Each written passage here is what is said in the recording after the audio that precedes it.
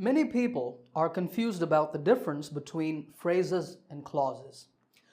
Are these different grammar items or are they just two names for the same thing? That's what we're going to talk about in this video.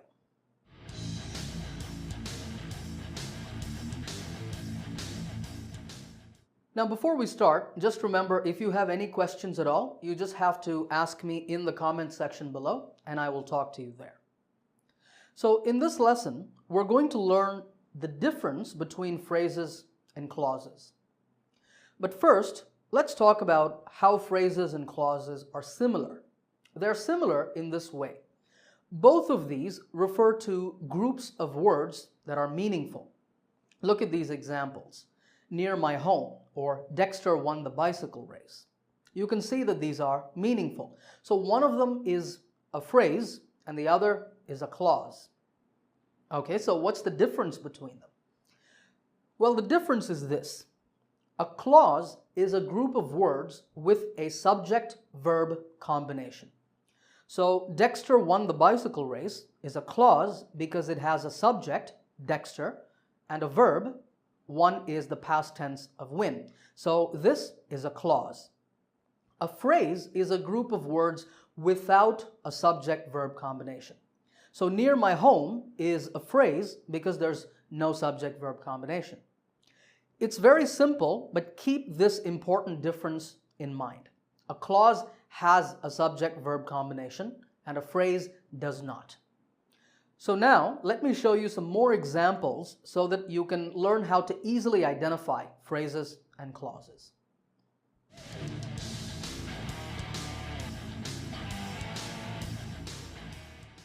Alright, all the words that you see on the screen are phrases. You will notice that in all of these, there's no subject-verb combination. And these examples also show the most common types of phrases. For example, my two wonderful dogs is a phrase focusing on the noun dogs. And the phrase, the tallest building in the world, focuses on the noun building. So we say that these are noun phrases. What about couldn't come and will be working? Can you guess what types of phrases these are? Well, these are verb phrases because they only have verbs in them. All of these words are verbs. Similarly, we have the adjective phrases very friendly and afraid of the dark. We say that these are adjective phrases because the focus is on friendly and afraid. The other words in these phrases are only helping the main words, and the main words are adjectives. Really fast and much quicker are adverb phrases because the adverbs fast and quicker are the focus of these phrases. And finally, what about near the post office and on the 29th? Do you know? These are preposition phrases because each of these tells us about a place or about time using the prepositions near and on. These are the most common types of phrases that you will come across. And once again, remember, these are phrases because they don't have a subject-verb combination. So let's now look at some examples of clauses.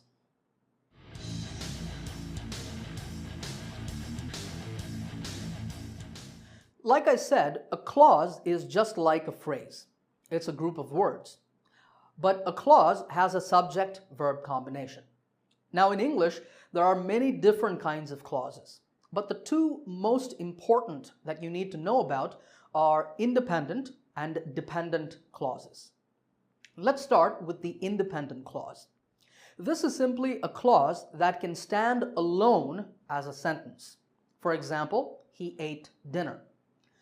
This is a clause because it has a subject, he, and a verb, ate, past tense of eat.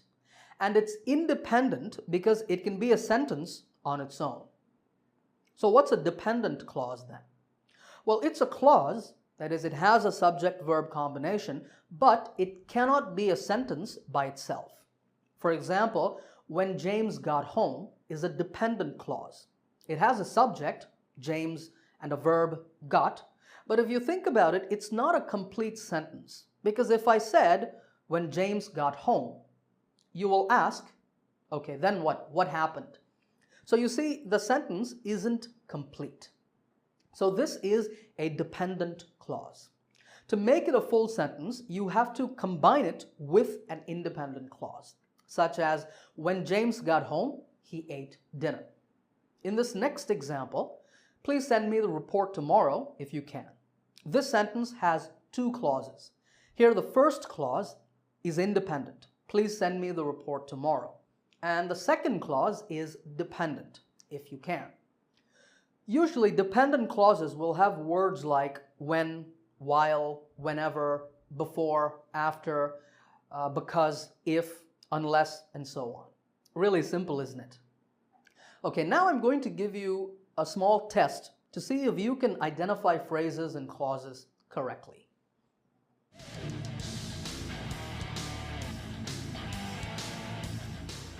Okay, on the screen, there are 10 items, and for each item, I want you to say if it's a phrase or a clause. You get bonus points if you can say what type of phrase or clause.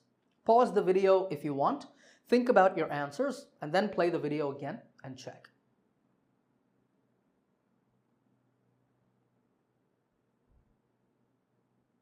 Okay, let's discuss the answers. Number 1, in the garden, is a phrase because there's no subject-verb combination. And it's a preposition phrase because it tells us about a place using the preposition in. Number 2 is a clause. It has a subject, Charlie, and a verb, was. This is a dependent clause because it starts with while and it's not a complete sentence. Number 3 is also a clause, but it's an independent clause because it could be a sentence by itself.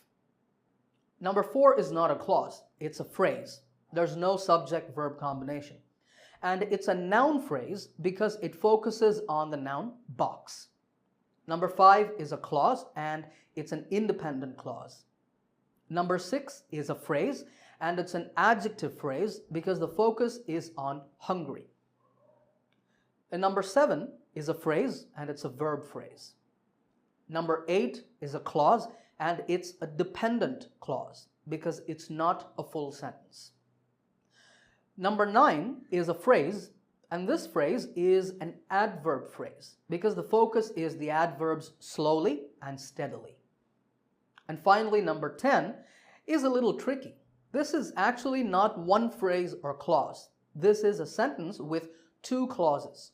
The first clause, whenever I play a video game, is dependent, and the second clause, it reminds me of my childhood, is independent. How many of those did you get right? Let me know in the comments section. I hope you enjoyed this lesson. Don't forget to subscribe to this channel, and I will see you in another lesson soon.